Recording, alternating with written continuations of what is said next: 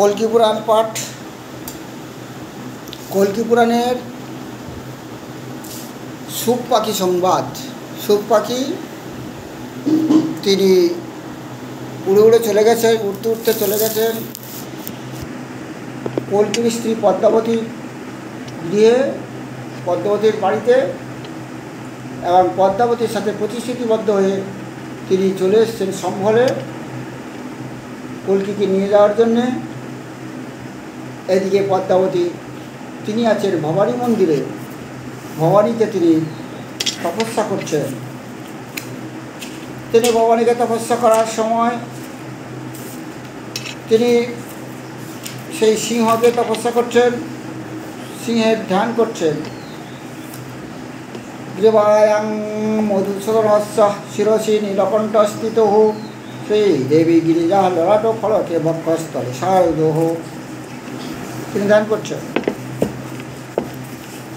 তিনি বলছেন, গ্রীবাতে মধুসূদন, হে মধুসূদন, মধু নামক দৈত্যকে তুমি বধ করে। মধুসূদন বিষ্ণু, তুমি সমস্ত জায়গায় সাহিত, সেই জন্যে তুমি বিষ্ণু।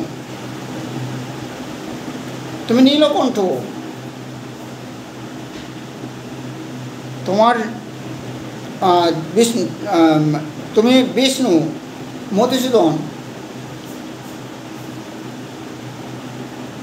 তিনি বলছেন, বিষ্ণু এবং মধুসূদন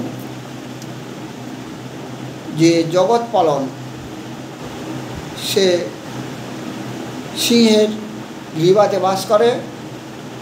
আর যে জগৎ পালন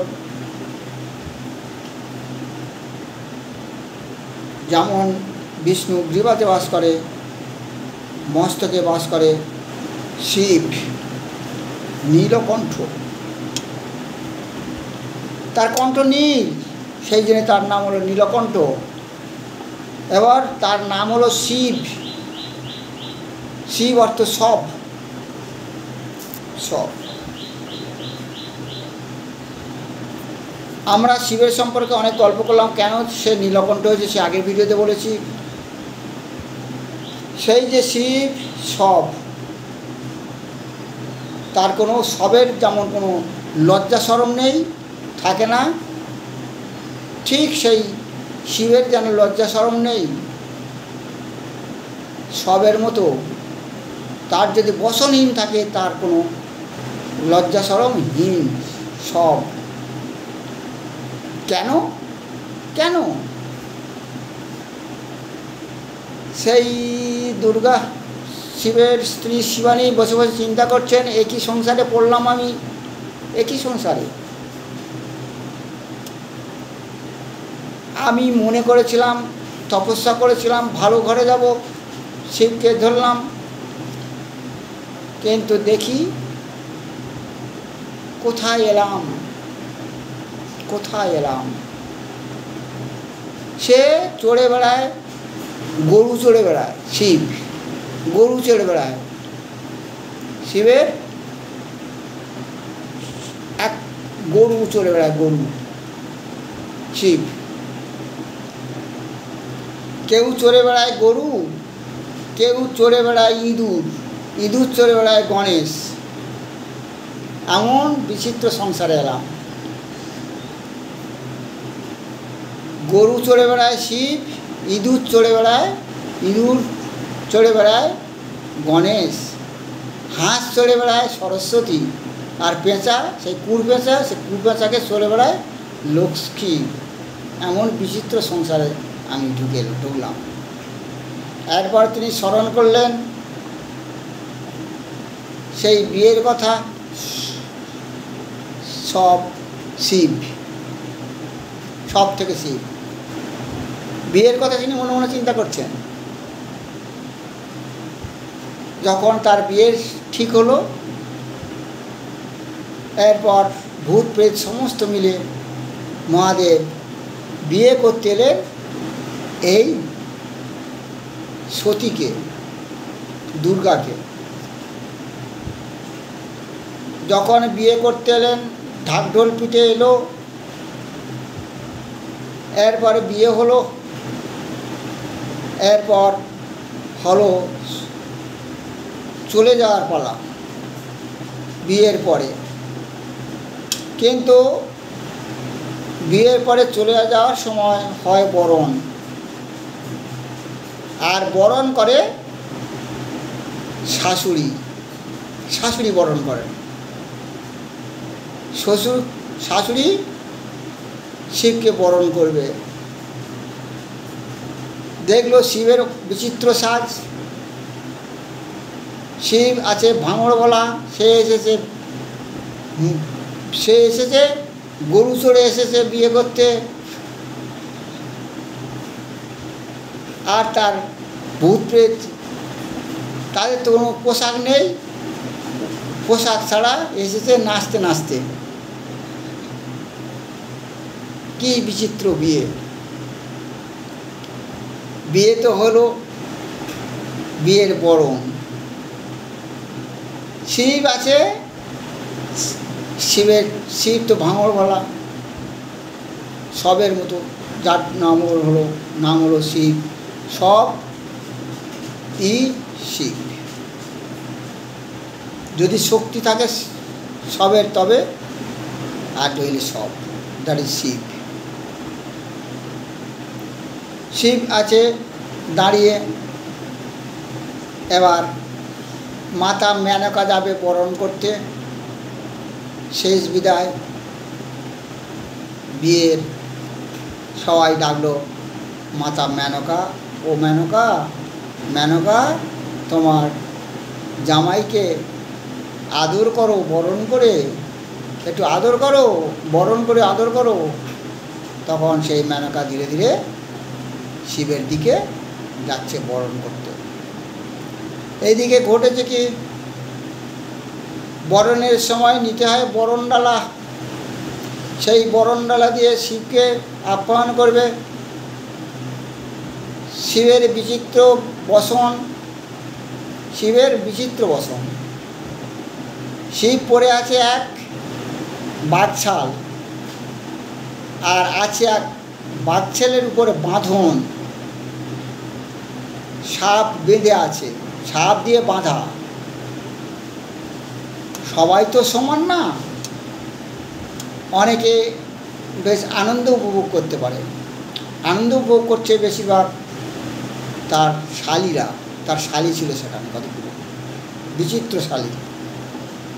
তারা চিন্তা করলো, যদি ওর শাশুড়ি যখন তাকে বরণ করবে, আর বরণ ডালের উপরে এমন জিনিস রেখে দিতে হবে, সেই জিনিস যদি রেখে দেওয়া যায়, সাপটা যাবে চলে আর বসনটা যাবে খুলে, বাঘছাল যাবে খুলে, শিব হয়ে যাবে, তখন হয়ে যাবে শিবের উলঙ্গ নাচন।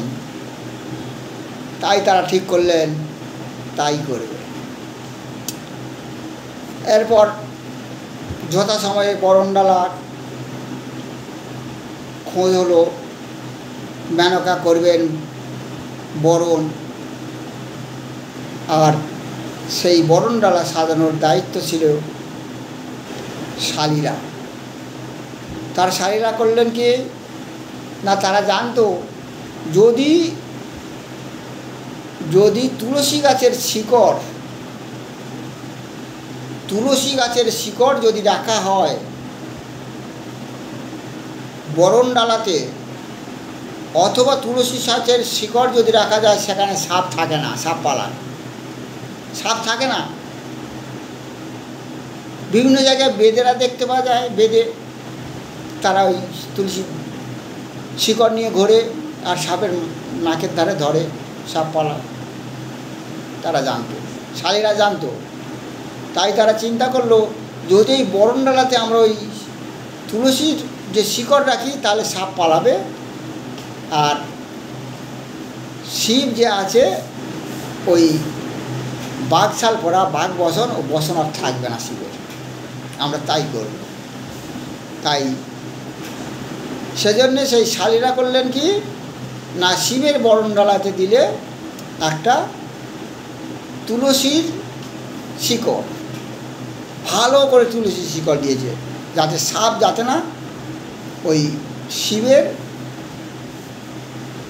কোমরে না থাকে, দড়ি হিসেবে না থাকে, বাঁধন হিসেবে না থাকে। শিব যখন পালাবে বাঁধন খুলে যাবে আর এই বসনটা ঝপ করে পড়ে যাবে। সেই যেই চিন্তা সেই কাজ।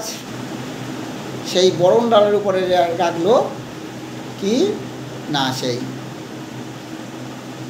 তুলসী গাছের শেকড়। এরপর বরণডালাটা বলল, সেই বরণডালাটা হাতে দিল কার হাতে না, শিবের শাশুড়ি মেনকার হাতে। ও মেনকা তুমি যাও,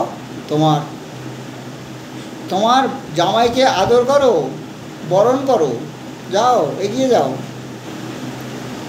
তখন সেই মেনকা ধীরে ধীরে ভালো শাড়ি পরে সুসজ্জিত হয়ে জামাইয়ের দিকে যাচ্ছে আদর করতে, আদর করে বরণ করতে। আর যখন সেই বরণডালা নিয়ে হাজির হয়েছে শিবের সামনে, আরম্ভ করলো বরণ। তখন সাপগুলো চিন্তা করলো, আমরা যদি ছেড়ে চলে যাই ঘটবে একটা অঘটন, শিবের অঘটন, আমরা ছেড়ে যাব না। অনেকক্ষণ চেষ্টা করছে, যুঝে অনেকক্ষণ চেষ্টা করছে, শেষ পর্যন্ত আর থাকতে পারল না, ছুটে পালালো। আর যখন ছুটে পালালো তখন সেই বসনটা খুলে গেল। শিব তখন হয়ে গেল বসনহারা। সেই দৃশ্য আর সহ্য করতে পারল না। শাশুড়ি কি আর সহ্য করতে পারে? শাশুড়ি কি আর তার জামাইয়ের শিশুরে দেখতে পারে? দেখতে পারে না, লজ্জা করে।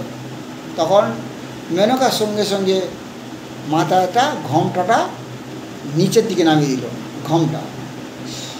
তখন তার শালীরা গান করতে আরম্ভ করলো, ও মেনকা মাথায় কেন দিলি ঘোমটা, বেছে বেছে এমন করলি জামাই, হয়ে গেল। বিয়ের সময় গান আরম্ভ করে দিল, ও মেনকা মাথায় কেন দিলি ঘোমটা।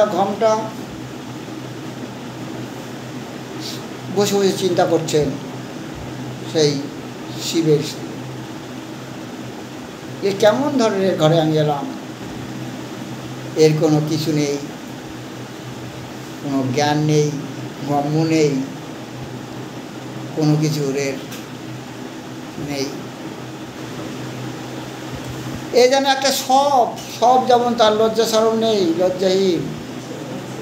যখন শক্তি থাকে, জ্ঞান থাকে, চৈতন্য থাকে, তখন এসে নইলে সব যেন কালী ঠাকুর কালী অর্থাৎ চিন্ময় যখন তার যায় তখন সে জ্ঞান ফেরে, নইলে সব। সেই জন্যে এর নাম হলো শিব। সেই জন্য সেই পদ্মাবতী বলছেন, তুমি হলো শিব, তুমি হলো নীলকণ্ঠ। হে নীলকণ্ঠ এবং শিব, তুমি এই সিংহের মস্তকে থাকো। মধুসূদন বিষ্ণু, তুমি থাকো এই সিংহের গ্রীবাতে। গ্রীবায়াং মধুসূদন হো, গ্রীবায়াং মধুসূদনস্য হো, শিরোষি শ্রীনীলকণ্ঠ স্থিত হো। গ্রীবায়াং মধুসূদন হো, অশ্চ শিরোষি শ্রীনীলকণ্ঠ স্থিত হো। শ্রীদেবী গিরিজা ললাট ফলকে বক্ষস্থলে শারদ হো, সর্বভক্ত হো মণিবন্ধ সন্দুৎসু হো। তথা নাগাস্তু পর্ষস্থিতা কনৌজস্য তু চাষিনো স ভগবান সিংহ মমস্তিষ্ঠদো হো। গ্রীবায়াং মধুসূদনস্য শিরোষি নীলকণ্ঠ স্থিত। তোমার শিরে নীলকণ্ঠ, তোমার শিবে শিব, তোমার মস্তকে নীলকণ্ঠ, তোমার মস্তকে শিব। ও সিংহ, তোমার মস্তকে সেই নীলকণ্ঠ আর সেই সব শিব। আজ এই পর্যন্ত, এরপর অন্য ভিডিও রাখলাম।